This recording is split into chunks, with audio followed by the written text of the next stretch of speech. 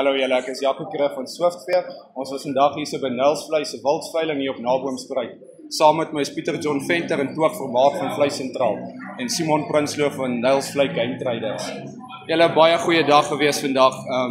Ek dink uitstekende pryse behaal en ja, dag vir eerste is Toog, jou eerste veiling vandag op die wild. En ja, hoe voel julle ook vandag? Ja, Jaco, ek dink dit was 'n baie goeie dag gewees. Dit was dink die hele atmosfeer hier by die veiling was goed geweest. Hier was lekker baie mense, hier was baie belangstelling. Dis groot genade met die reën wat ons hierdie laaste ruk ontvang het in hierdie gebied en ons het dit duidelik gesien in die pryse en die belangstelling en van die diere wat ons gehad het vandag. Ons het regtig waar bo gemiddelde pryse gekry vandag.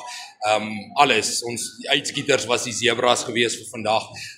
Maar natuurlik, ek bedoel koeie, vroulike diere op die wildebeeste kant, waterbokke oral. So ons het regtig waar baie goeie pryse gekry. Ons kan sien dat die reën het die manne weer hoop gegee en so aan. So ja, dit was vir my lekker geweest. Toog het ook vandag 'n groot deel van die veiling gedoen en hy het baie goed gedoen. So ja, Simon hulle baie mooi wild aangebied vandag hierso.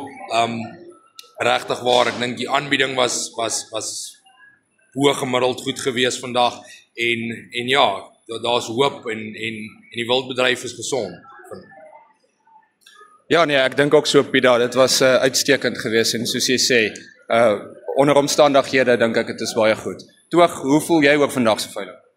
Jong Jaco, ek dink soos net om vinnig op te som wat Pieter John gesê het, ek dink die enigste manier hoe jy dit kan verduidelik, dit was die regte dag, die regte kopers, die regte kwaliteit diere.